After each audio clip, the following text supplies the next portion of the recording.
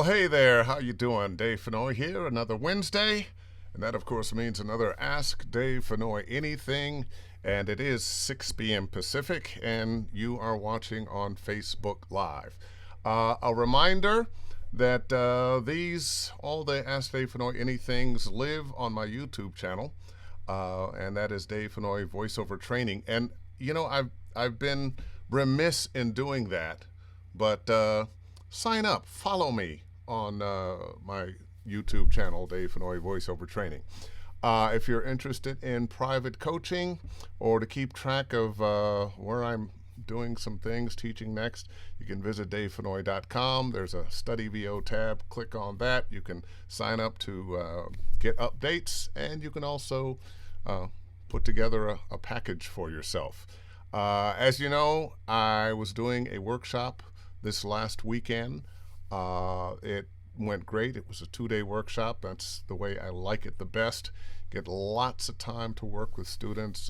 Thank you, Terry Berlin, one of LA's premier casting agents, for bringing me on and allowing me to have the course. Couple hellos. Hey there, V Passmore. How are you? And Grace Newton, how are you? But without any further ado, I've got a wonderful guest. And I maybe it's the gray hair, the brain cells are starting not to synapse as fast as they used to.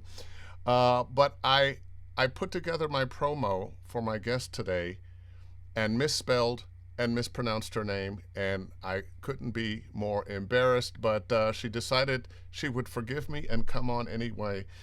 Everybody, here she is, Victoria Atkin. I left out the T. Oh, That's so absolutely fine. You're definitely not the first person to ever do it. Oh boy, Not a problem. It's all good. So how are you? I'm good. I'm happy. I mean, good. We're doing what we love for a living, right? Absolutely. I can't complain. I'm living my dream. So this is good. It's funny. I tell people all the time, if money weren't a thing, I'd do it for no money. But yeah, it's good that there twisted is. now. It's good that there is. So, I was just telling you before we got on, one of the best things about doing this is I find out things about my friends that I didn't know, because you don't walk around just, and I did this and I did this and went here and I studied there. I mean, I knew from your accent that you were British, but gives it away sometimes. But you are a well-trained actor. Where did you study?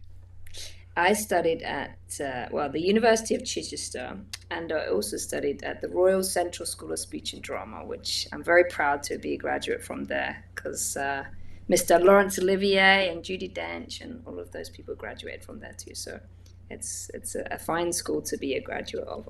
I'm pleased. Excellent. And I'll tell the story of how we met. You recognize me, I think. There's a little restaurant around the corner from my house. Used to be neighbors. I'm not there anymore. Wild Oaks. And you were there with a friend of yours. Maybe it was you, maybe it was him. I know, are you Dave Fennoy? And we got I think I did. And at that time, I was quite early into my voiceover career.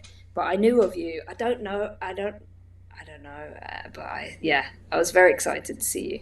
And started from there, and then realized that we were quite close neighbors. There you go. And I remembered you at one point with your then fiance, now husband, and now you have a kid. I do have a kid. Yeah, he's great. He's going to be 3 next week. Oh boy, time flies. It's true. Yeah. So let's talk about your career. I noticed, like I said, the things I discover about my friends when I'm looking up on Wikipedia and so forth, that your breakout role was playing a transgender person on a TV show in England, and I think it was called Hollyoaks. That's right, yeah. So Hollyoaks is a show that's about 25 years old. Or maybe more than that now. It plays 5 days a week, maybe 6 days a week on Channel 4 in England. Huh. And yeah, that was my big break. So I did 134 episodes in the show as this character. Obviously, now I wouldn't play that, but Uh-huh. back then it was very groundbreaking, and it was interesting. It was a very scary thing to do as my first role. Um, but I'm really pleased with the work that we did and the kind of the attitudes that we were able to change with this character um, and the storyline. It was really really fun to explore the difference between gender and sexuality and to educate not only myself but my immediate family, my friends, my peers, and the country on this topic. So How it was good. controversial was it while you were doing this? It was very controversial, although the character was received very very well. Hmm. Um, I was very fortunate to not receive any backlash or anything from it. Um, but I think they did it in a tasteful way, and we did a lot of research on the character. I spent a lot of time with transgender teens, and we used it. I went to Downing Street and with the Prime Minister. It was a really huge, and it was across BBC Breakfast and the Guardian newspaper. So it was a big deal back then. Um, That's quite something yeah, for your first, big role. yeah. I've been able to be quite a pioneer in my career so far. I'm looking forward to what the future holds. Okay, well, let's talk your voiceover career. And you say when we met, you were just getting your voiceover career started. I Well, think first of all, so. what made you come to the United States? Made me come for the dream, for the American dream, I guess. Yeah, so I never had any desire to come to America for a long time. I actually train in musical theatre, so I'm a singer, and my goals and my dreams were to be on the West End. And when I got Hollyoaks and I had a bit of money in my pocket, somebody suggested to me about this seminar about America and working there as an actor, and I just never really even thought about it. I thought, you know what, I've got some cash right now. I'll go to the seminar and see what it's all about. And they were offering a network week to come over and just meet with some people, be with some other actors, and see. I thought it just resonated, and so I did it. I just jumped in and did it, and I came over here and I stayed. It makes me laugh now because this was like 2000 and maybe when would that be? 2012, 2013, something like that. I stayed in Hollywood with these other actors, and we were going, bouncing around town, taking meetings with casting directors, and it was the whole thing. But because I was a series regular on the show, everybody was quite excited to meet me, and I just, yeah, ended up getting meetings at Paradigm Agency and all these big places, and I thought, oh wow, this I didn't expect that, and I didn't expect to love it as much. I'm a big skier and a swimmer, and I thought, wow, I could live somewhere where I could ski and surf in the same day. This is pretty awesome, Yeah. and the weather is much better than Well, that's. England. Um, I wonder how many people actually do that, though. I mean, we always I say, haven't done "Oh it yeah, yet, L.A. but man, I've done it you can go one to the day. beach and then you can ski in the evening, or vice You versa, can. yeah, in the same day, dude." But I wonder who else has done that. Who has You definitely skied need to and comment if you have, because I want to yeah, know. if you I have, want to yeah, know you. I want to be leave a friends with you. comment. I want to know about it. Um, so you came over and Yeah. So I came over and did that, and then I knew that my contract was coming to up with the show, and I'd done, I think, like I did 12 months, and then they extended for another 6 months, and there really wasn't much more that we could do with the character. Um, and the character ended up going to America for surgery. So this was a perfect way for me to just leave and go. And the character surrounding me, like my mom was killed by my granddad. It was this whole massive drama thing. So they couldn't really, the family, they couldn't do much else with it.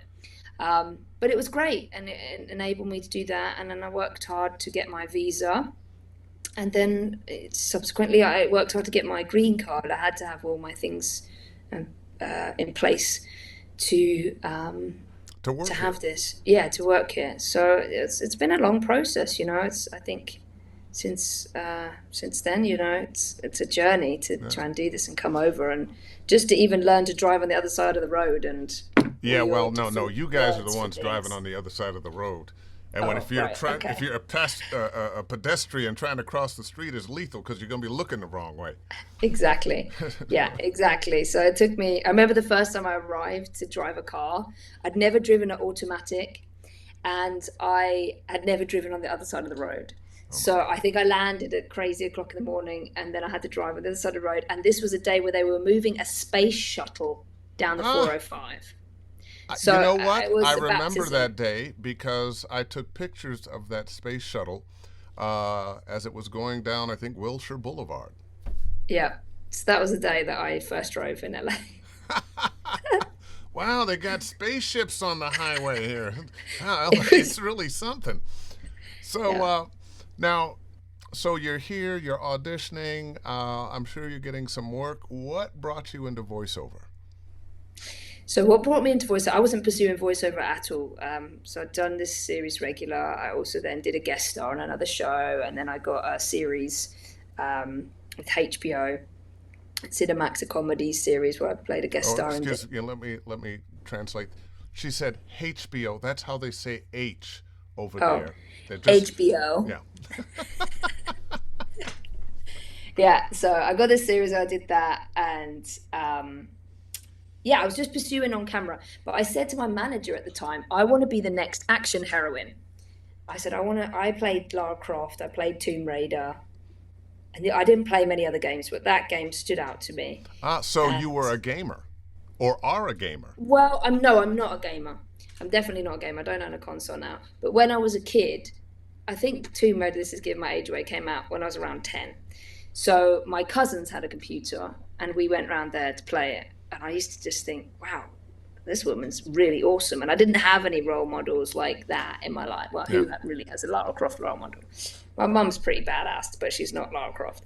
So I said, oh, uh, yeah, I remember just enjoying to play that. And so I said to my manager at the time, I want to be the next action heroine.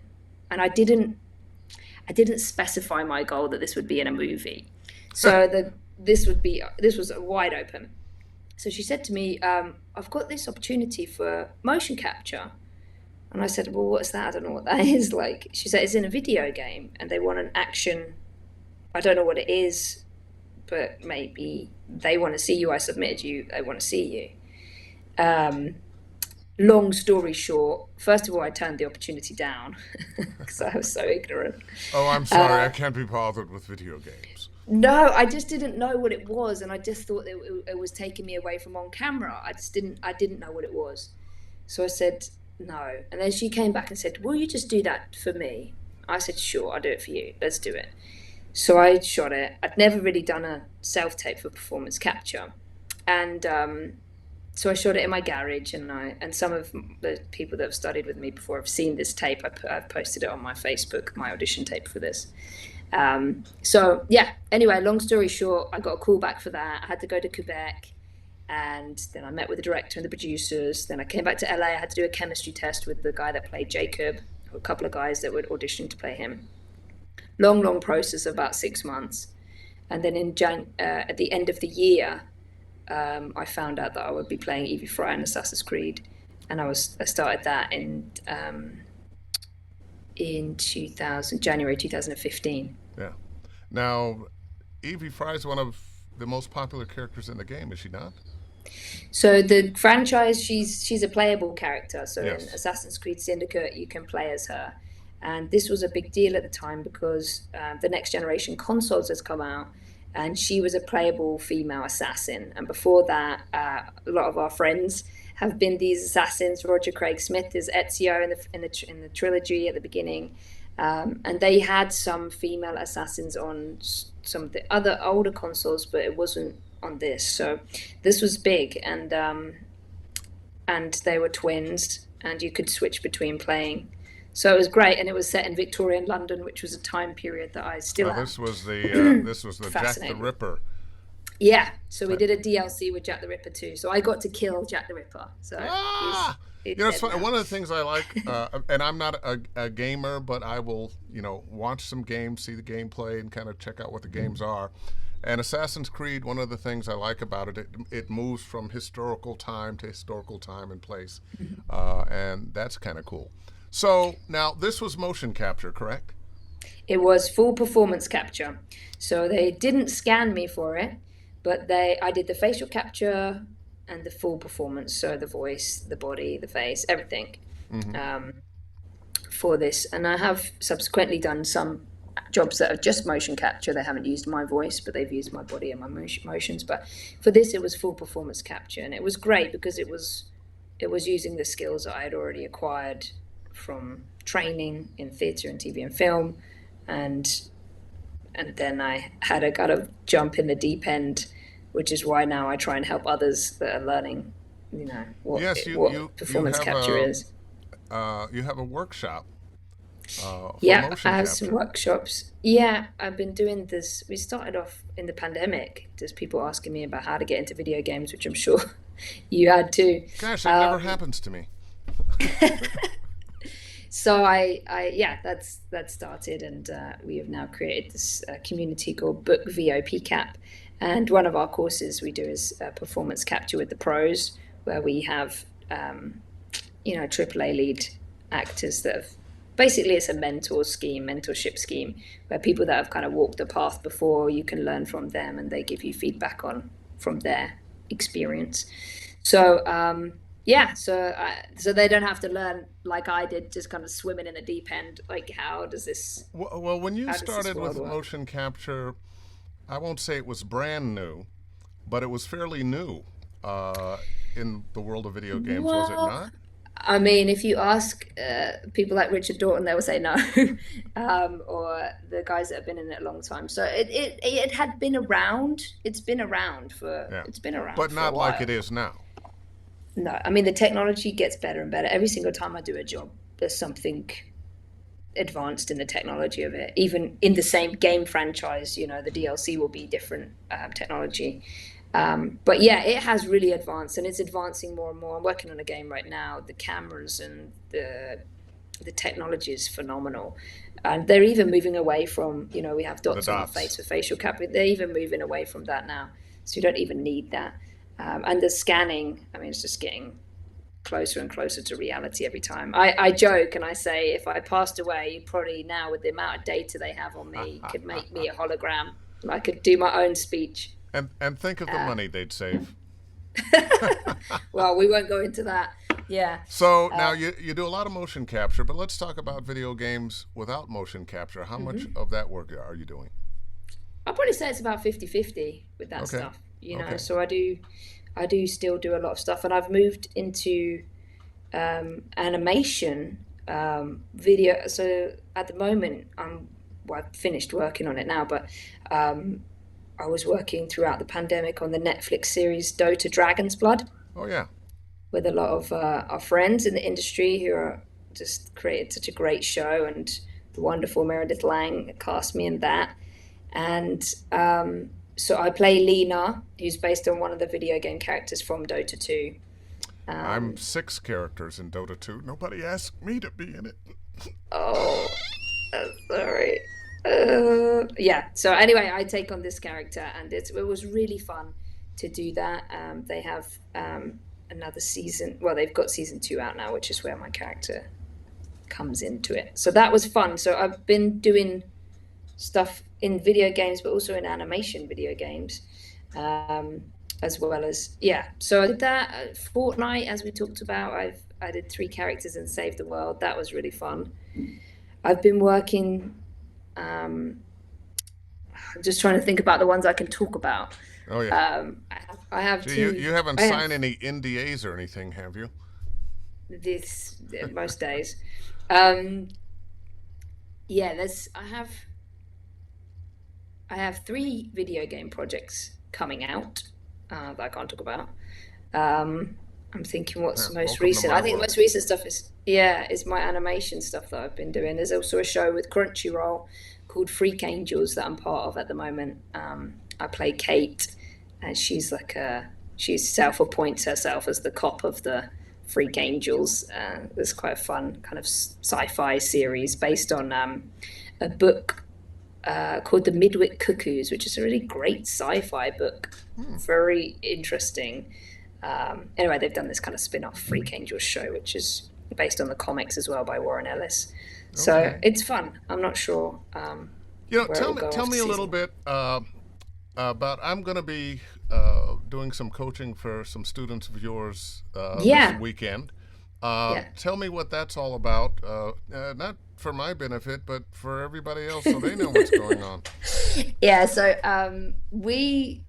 from the pandemic, I found that working consistently in a group is usually beneficial.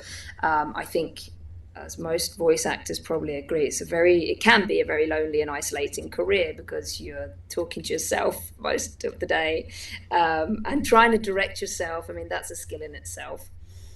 So I spent sort of, I guess, from 2015. When I came out of Assassin's Creed, I had this big credit and I signed with Vox at the time. And I was getting tons of auditions, so I had no idea what I was doing. I had no idea. And I didn't have any specific voiceover training. So looking back now, I realized the benefits of classes like this, and there's many classes, not just our classes that are great in the industry. And you kind of speed up the process because you get to listen to five other people's reads as well as your own. We do groups of six and we set sides, and they have the week to prepare the sides. So, for example, the sides that you've given, they'll have this time now this week to look at them, pre-record them at home. And what I find in that process as well is that the students have this time. They do have the time by themselves to be in the studio in their own setup, figuring out what works, what doesn't work, then listening to the group's work. Oh, my soundproofing isn't as good as that person's. What microphone are they using? Like, you actually get to understand that So there's no, beyond the acting, you get to, oh, my studio sucks. basically, yeah. And then you get someone like yourself come in and give them direction and feedback. So you get quite a lot from the build up to the session, the 6 weeks, and each week we do something different. So you're coaching video games for us, which is great. But they've also been doing, we do a week of animation, we do a week of commercial copy, we also do a week of mindset and marketing, which I think is just, for me, I feel like that's paramount because there's so many talented individuals, and I see it every week. Talented individuals that do not have the mindset to go with their talent. And it's really sad because they are super talented but don't believe in themselves. And this, and Or super talented and maybe even believe in themselves, but don't spend the time doing the marketing thinking that, well, yeah, I'm exactly. talented and I'm wonderful. The world will come to me. Exactly, and they don't do or there's send out generic emails to people, or are expecting to be with top agent straight away with no credits, and or they don't have demo reels, they don't have the things in place, or they're spending money on a demo reel before they've had any Before they're ready. training. Yeah. Yeah. So I like that week as well.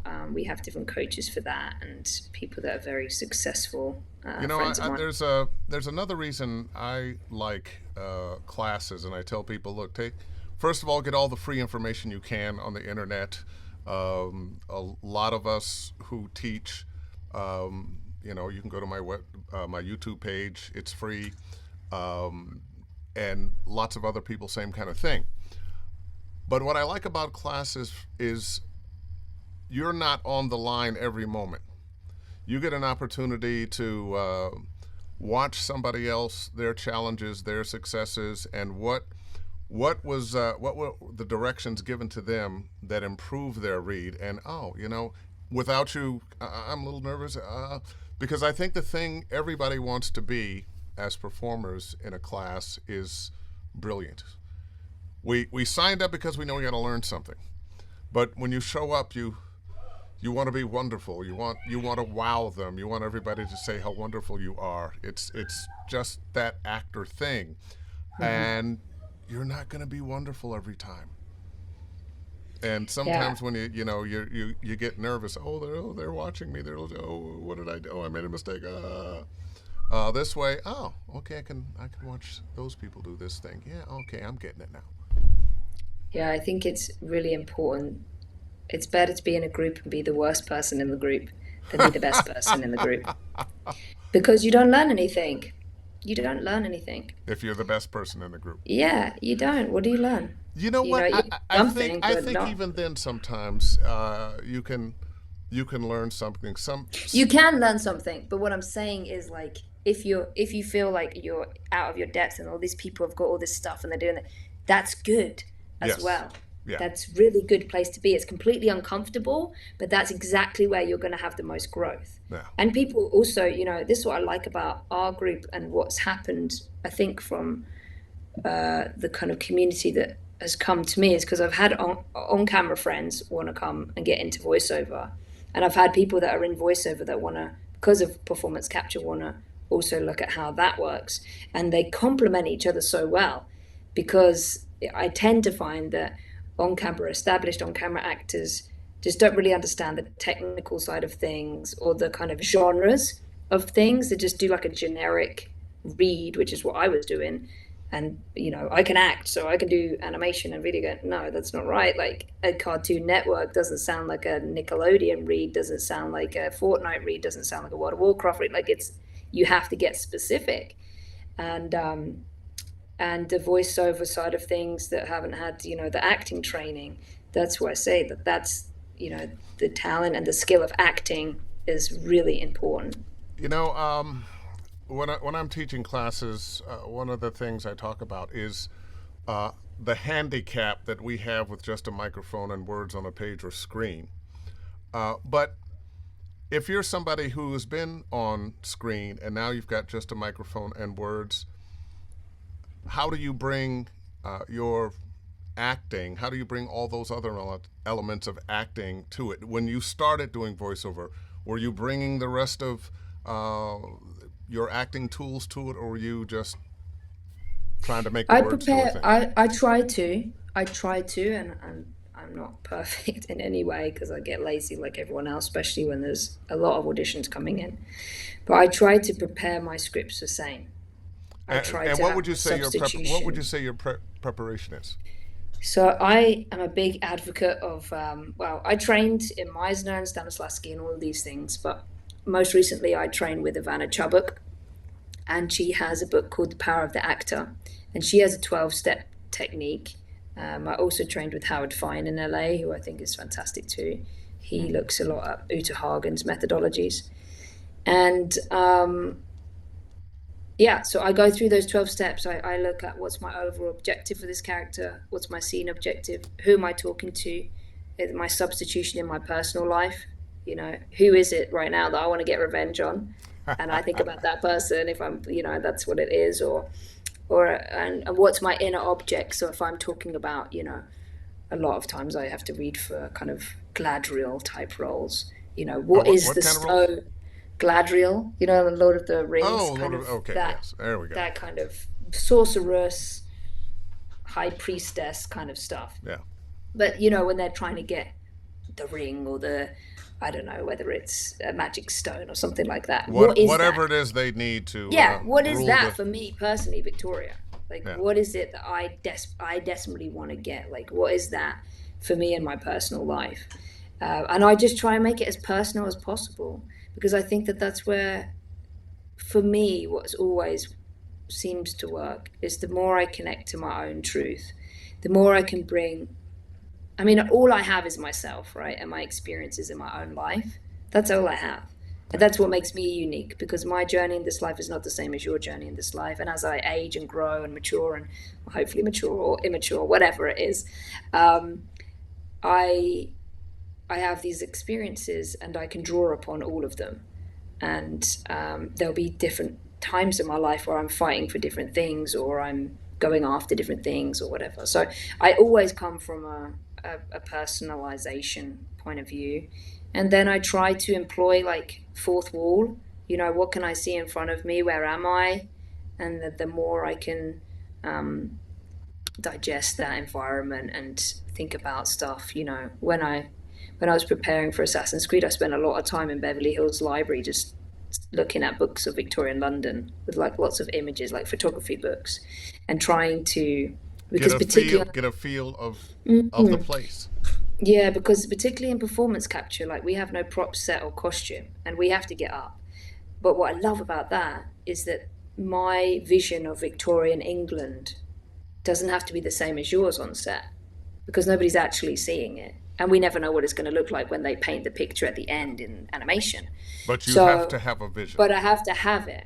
If I don't have it, it's like with the voice over stuff and the voice acting, you can hear when an actor drops out, and you can hear yourself once you get attuned to this more and more you go on with your career.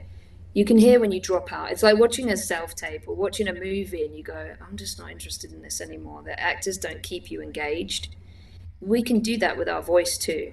If I haven't done all the homework, there's holes in my work. So I know that, and I know if I send an audition that's got holes in the work, it's probably not going to get called back. It's probably not going to book because they're going to listen to it. They're not always going to know why, but they're going to drop out. You are echoing so many things that I say.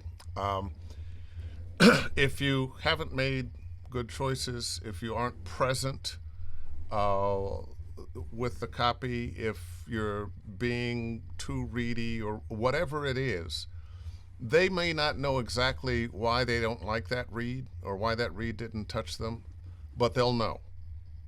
They'll know. So your auditions have to be wonderful performances. Yeah. And we do, like you said, you call it a handicap. I think it's also, it's, um, it's a very, it's a skill that we just keep refining because there's always stuff to learn. It's never ending with that. It's never ending with that. And you're growing and your experiences in life are growing. And I just, for me as an artist, whether it's on camera or voiceover or whatever, it sounds a bit woo woo, but it's a big process of healing. If I can't use my art to like heal what's going on in my own life, like what's it for?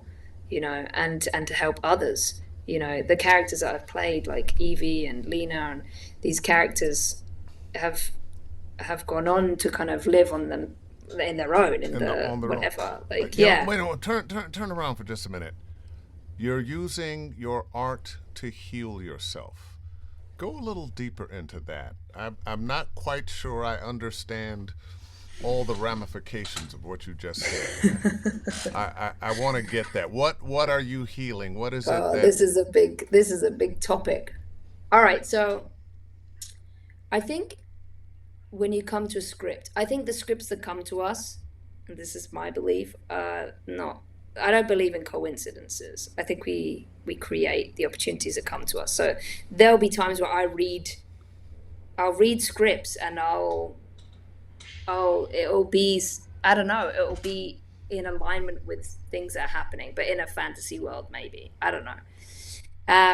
But what I'm talking about is if I have an objective in a scene. For example, I let me think of an example that makes more sense. Well, I'm sure in your career, Dave, art has mirrored life in some Oh, absolutely. perspectives. As a matter Yeah, of fact, it has to. exactly. So that's where I'm going with this. Okay. So not having coincidences, but looking at these scripts that come to you to go. So for example, Evie is very bookish. She's very intelligent. She's very controlled and method and disciplined in her way. She lost her parents and she is trying to do good in the world. Yet she falls in love with another assassin. She has to figure out, like, is that um, is do I follow my career or do I follow like this part? And I think women, we have this all the time. So any gamer that's playing this is like, do I have to choose one or the other, or can I be like Evie? Can I have it all? Can I do this? Well, this is a dilemma, or the state of being. I think for modern women, there was a time when you didn't have that much of a choice. Only a few women, stepped out of their supposed Yeah, roles. and I take my hats off. I love all of the women that are in this industry that are doing this, and they got their kids because, and we are lucky as well because in some ways, voice acting, especially now we have home studios and things like this, it is a little easier, but it's still, we're still working hard and we're managing that too. But anyway, like I'm saying, that was for me at that time, like, oh, okay, like where am I going? So that kind of stuff, and um, but I just think, yeah, anyone But who's but watching it, you use it but as an you experiment. you as a Use it modern as an woman, experiment. actress assassin, uh, found the love of your life, and are Wow, taking yeah. on being a wife, being a mother, as well as being having your career. Yeah, and you make it work, and you figure out, like, and then there's journeys and things that happen. But what I'm saying, at that point, I never had any of that stuff, and I was thinking about, how does this happen? And this character enabled me to have the courage. Like, I feel like some of my characters have given me courage. Have helped me to be. I mean, Evie is way more courageous than I am. Like, you know, to step up and to do things. And I think what you were saying earlier about, um, uh, what did we were talking about? Oh, I Well, lost my good. train of thought. I'm not the only one that has a hard time remembering stuff. I lost my train of thought, but I'll come back to it. But yeah, I think it's interesting from a spiritual point of view to look at what scripts come in, and how, even if you don't get the job, that you can use it as a process for, like, dealing with stuff. It's like, especially video games, and you're shouting efforts and stuff. Use it as like free therapy right there. Well, it's funny because I never actually have thought of it like that for most things, but there are scripts that come in that are a little close that I connect with, and I would have to say Lee Everett and Walking Dead game. It was like, ooh, uh, this in so many ways is me. No, I'm not living in a world full of zombies, but I have a daughter. I have done things in life, as we all have, that I regret.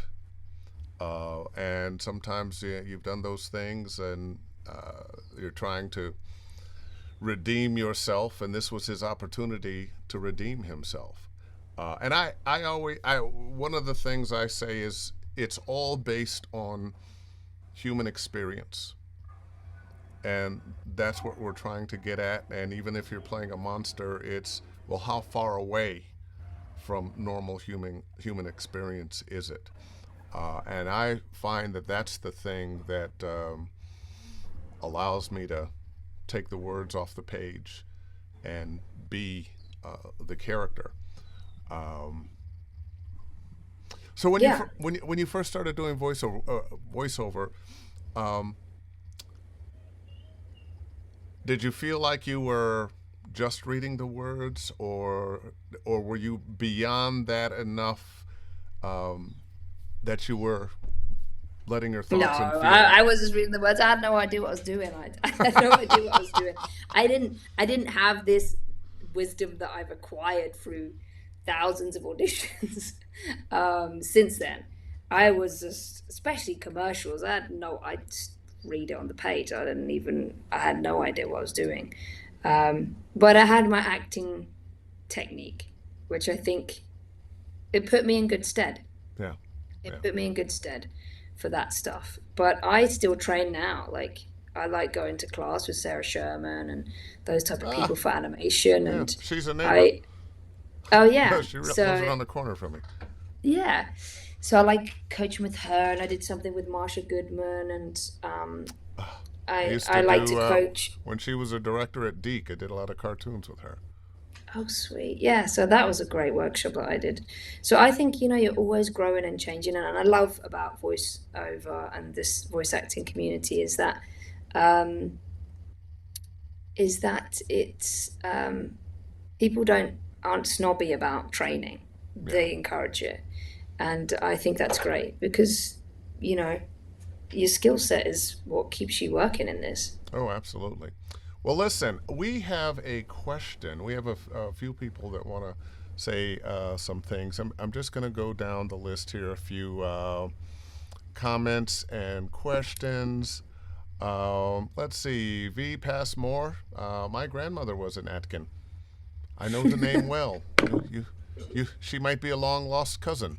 Do you know what Atkin means? I found this out a few I years think ago. it means don't eat carbs. No, it's not the diet. The word, I found this to be interesting. Atkin, so there's, like at well, or these, Haley Atwell, people were at the well. It literally meant that, at Yeah. the well. And Atkin meant that you were at the top of the hill holding court, talking to people. You were Atkin. Oh, So that's okay. where the name comes from, So you're at the top of the apparently. hill. Yeah, talking, which kind of works for this career. Pamela Antoine, hey Dave and Victoria, good to see you both. Good to see you. Theodore Mezzacapo, hey Dave, hey Victoria. Let's see. Oh, you mentioned Quebec a while back, and V said, yay, Quebec, that's where I am. Awesome. And It's lovely there. Jennifer's son Bell, love weekly workouts. And That's cool. Jeff Burns, that weekly workouts helped me so much during the past 2 years. I tell people all the time, the people who study and work and take privates and classes are the people who will work. They are the people Yeah. who are going to do well in this business. And big question here, J. Horace Black. Hey, Dave and Victoria, great show. Victoria, you have a very pleasant, confident energy. Will you explain or how your group of 6 weekly workouts go? Do you cover all genres of voiceover or just motion cap? Or do you cover commercials, promo, narration, etc.? I think you kind of answered that, but let's answer it again. Yeah, I can talk a little bit. So we cover animation, video games, mindset and marketing, commercials, performance capture is usually what we do. We haven't done promo or narration, but we cover commercials, voiceover, commercials, video games, animation, mindset and marketing, and we do a week of performance capture, which gives you a little introduction to that. We actually had casting director Emily Schweber come and join us for this block, which was really fun. She did last Saturday, and she talked about, cast most of Tom Keegan's projects. So she's cast Wolfenstein and Star Wars, and she's casting a big project that we're working on at the moment. She's great. Now, is So she a voiceover director or mocap director? she's a performance capture director, Performance yeah, capture, motion okay. capture, yeah. So we do that, and so the 6-week block is what Jennifer was talking about, the weekly workouts, and what Jeff has been doing, the weekly workouts with us for a couple of years. And yeah, so that's what we do, a 6-week block. And then you can either continue the 6-week block or take a break or whatever. So it's just isolated 6-week block. And then we also offer exclusive 6-week blocks just studying one thing. So we had animation with the pros, where we had Bob Bergen coming in to coach Bobby. in. We had Dina Andrade, Ah. Speedy Gonzalez. We had Anthony Lansdowne, voices of Barbie. So we have a Deborah Wilson came Oh, in. Chris, So the voice yeah, of Barbie for many, many years. Well, you yeah, know all my friends. yeah. So your friends are like with us. So so then we do like exclusive. So if you go, you take the 6 weeks and then you go, what was really fun? Like I really liked animation. Then you can, sign up to do our 6-week exclusive, where you just do animation for 6 weeks, and that's 2 hours a week. Or you just do performance capture for 6 weeks, that's 2 hours a week. So Tell me something. What did you learn about voiceover that you didn't know when you started in voiceover? I mean, oh my gosh, so specifically, many things. what are some of the techniques and skills that you learned that you can articulate? I mean, I just learned something new the other day, which I wish I'd learned a long time ago. Is just to do this Oh, when to you have keep some. from popping the mic? Yeah, even though I had a pop shield, I just start doing this now, and it's Yeah. much better. Um, this kind of thing in Oh, front the of the distance from the microphone. mic? Yeah. Yeah, I didn't know those things. What else did I You're learn? just learning that? No, not this, Oh, but okay. this thing I just learned. No, this thing I've learned for a while.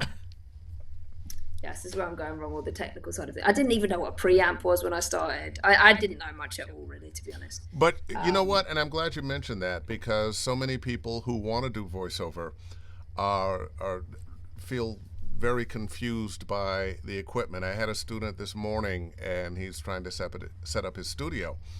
And, what do I need? And just, I could see his eyes begin to glaze over as I talked about, well, you got to treat your room so that you don't get sound bounce, and you're going to need a good preamp. Preamp? What's a preamp? What Yeah, it's overwhelming at the beginning. I had no idea. I'm still learning a lot of stuff like that, all the time. Let's see. Source Connect still stresses me out. Well, now, are you Source Connect the cheapo version, or? No, I got the full thing, but still, I like Zoom and just let me do it. Well, you want to record at home? Yeah, As yeah, but you know Source what? Connect. Once Anyway, you get I could use it, but it once still you get it confuses me. set up, it's fine. I don't know. What Is stresses it? you out about it? There's all these settings and things. Anyway, that's what I'm But saying. I'm once you still have it learning. set, it's set. Maybe. I'm gonna call you next time. Okay. I have a comment here from Brenda Lee Kaminsky. Love that name. That's a great name, Brenda Lee Kaminsky. Love your interview. You're a natural on camera, darling. Would love to, and you can tell that it sounds like she's from the South. You're a natural on camera, darling. Would love to learn more about voice capture. Sounds very intriguing. But it's actually not voice capture. It's motion capture, or you're calling it Well, performance performance capture capture. is captures your voice too because you have your little microphone on there. Yeah. But yeah, we call it performance capture if it's the full performance with the voice, the face, and the body. Motion Good. capture if it's And just the motion. tell them about the wardrobe. Wardrobe. It's lovely. You've done performance capture, Oh, right? yes, I have. Yeah. It's a nice. How did you find it? I mean, you're Well, bigger than me. I feel like I was fortunate. I was an actor as a child and I was a theater major when I first went off to college. And what I found, it was more like theater or being on stage. As a matter of fact, when I'm teaching voiceover, I don't cover motion capture because you have all the things you need. You're working with another actor. You're moving around in a space. You're not stuck right on a microphone. You're not reading words on a page. You have memorized the script. Um, uh, you're going to hit your mark, say your line. You've got the action. You've got all those things other than just the voice. I think when it's just the voice, more often than not, people are trying to do too much. They're forgetting about what they're reacting to, what they're thinking, what they're feeling, what they're doing, what the relationship is with the actor that's not there. And so they try to make everything happen here. And it's either way too much or not enough or lacking humanity.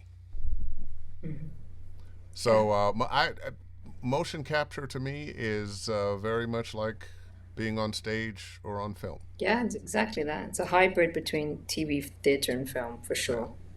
The only difference is, you've got that thing on your head. You're in this Yeah. black suit, and I understand we're going away from the dots now. I haven't done motion capture in the You last still got the year. markers on the body. Okay, still got the Yeah, markers on the it's body. mostly.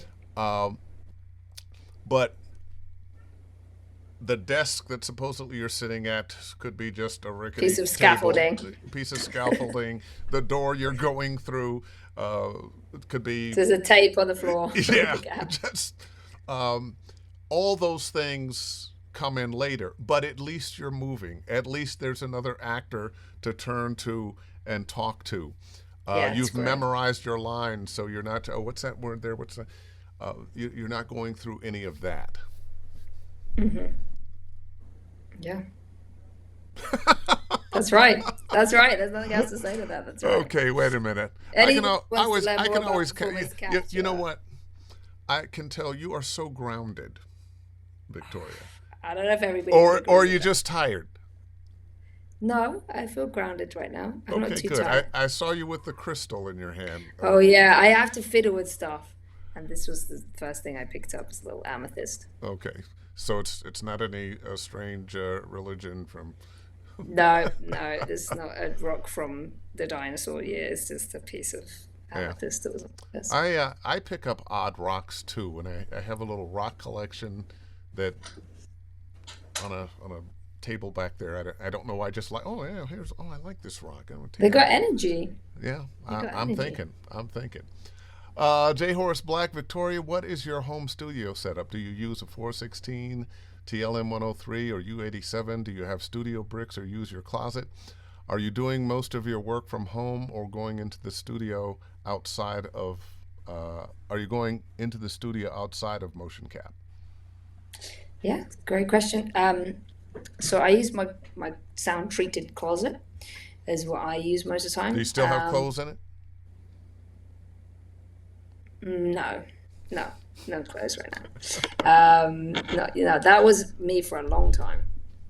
Um, I have a Shure SM7 mic and a Hmm. Focusrite Pre 2K. It's Too a high very too. basic setup. And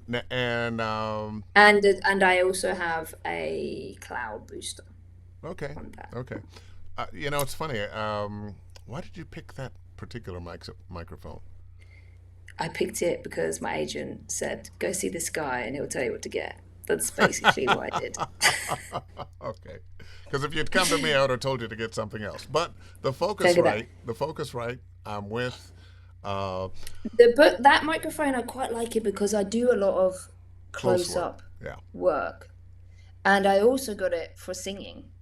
Ah, okay. So it works for both of those things. But I've used other mics, and I like some other mics too. For me, I think part of my growth going forward is probably to be more educated technically. But because my desire isn't there, it's really hard to motivate myself. I'm not Oh, somebody that God, gets you're super speaking my techy. language. I'm not You interested, know? it's like, oh, I got to Yeah. do that. So that's really hard for me. But when you know that you want to have exponential growth in something, you have to do some of that work. And that's a part of the work that I definitely could be doing in this area of my So career. now, so what are you going to have to do to motivate yourself? I'm probably going to Let need me to put it have this more way. Not buddies that are necessarily just excited for about that, it. but when you are running up against a block, and I'm asking this question because I want to know because I run into the same thing. Mm. Sometimes there's things I really want to know how to do, and okay, I know I can just go online and learn it, and there's just I'm I gonna go think sit having down. accountability partners is really key. Like, and having a little mastermindy group to go through stuff with, and kind of holding yourself accountable, making sure you say it to somebody that you're going to do it, and then do it. I mean, if you have a partner that's good at holding you accountable for things, most people that's probably not the best Yeah, idea. yeah, But we having hate those people. yeah, having somebody, I Did whenever you I do do an your audition, homework today, yeah, Victoria? whenever Did you whenever did you read the technical manual today? I'm your accountability partner. I just want to make sure you're doing what you're supposed to be doing. Victoria, well, hopefully Victoria, your answer the accountability phone. partners I know do. you're there. I know you're there. Hopefully your accountability partner's not like that, because that would suck. Um, but no, what I mean is just like, for example, just being open to feedback as well. Like, so whenever I do an animation audition, they don't always reply and give me feedback, but I always send it out to two or three people that I really admire that are doing better than me in animation. Mm-hmm. So, um, and they're either directing it, or sometimes I send it to Bob and get feedback from him or whoever. And I think technically as well, I will do samples of my booth and say, what does this sound like? Is this good? Like, does this, or one of my friends that I send auditions to, he will tell me, Vic, that sounds terrible. Like, technically, like, he'll always give me technical notes, and that's helped me a lot. Like, I can hear it's echoing in this room. Like, Now, who what's do you that? go to? Is that George Whittam or is it Tim Tippett? Is it? I would like to speak to these guys more, but I don't actually, not yet. I would like to have more. That's what I'm saying about having more people like that in my Mm-hmm. vicinity, in my group, Yeah, that yeah, support me. because we all need a support system.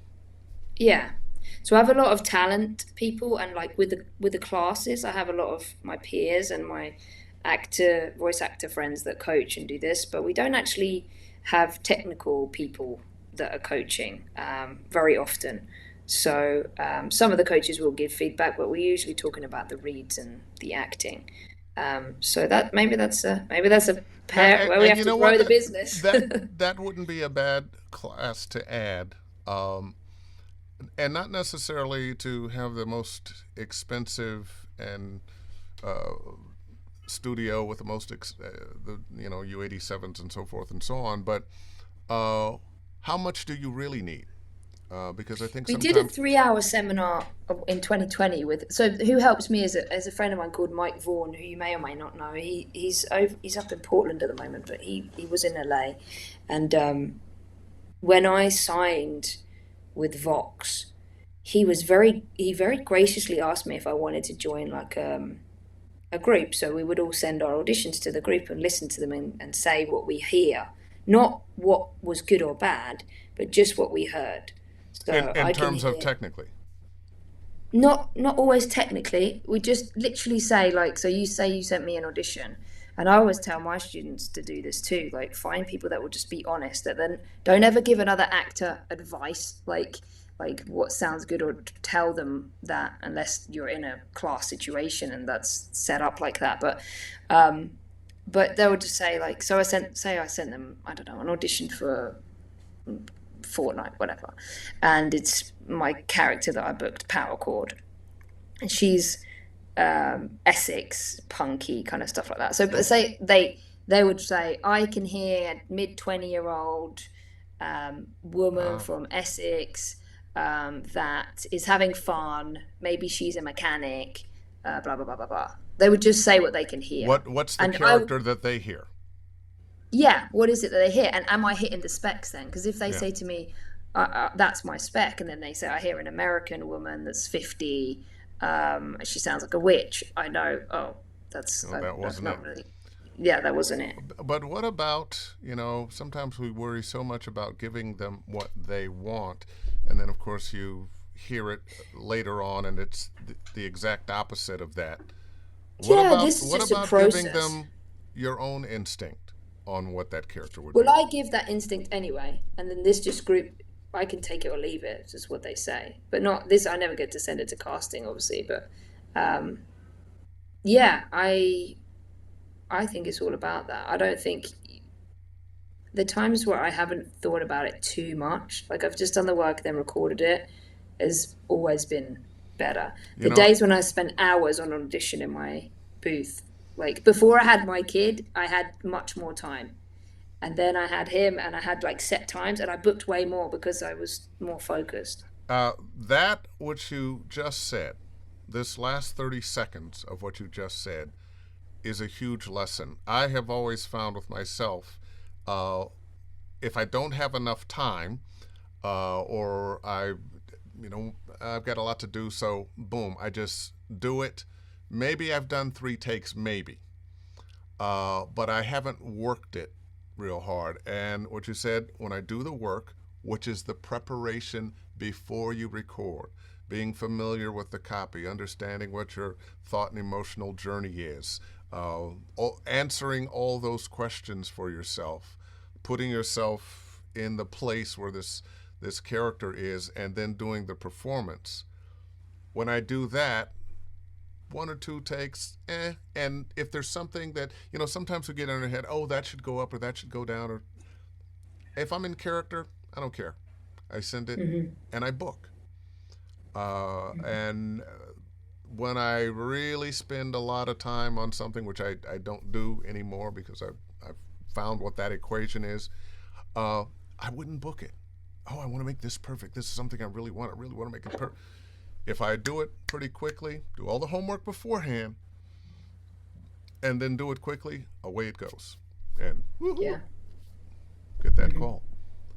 But listen, we have spent an hour chit chatting. It's been great. I feel like I could chit chat with you for many more hours. This has been really We fun. could, and let's do that. Let's all get together for dinner or something.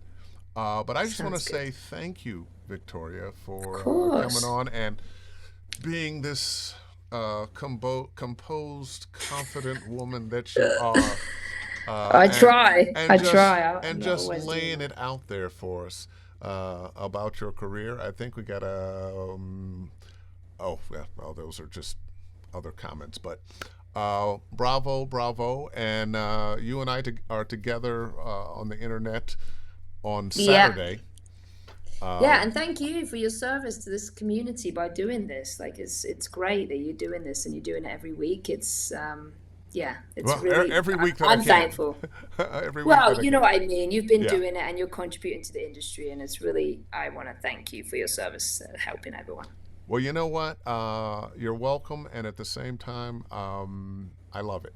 I really enjoy doing this, and as I always say, do what you love, and you'll never work a day in your life. So, It's true. anyway, It's true. Miss Atkin, Good good to see you. I hope we to can see you all too. get together again soon, and thank you again Yes, me so too. much.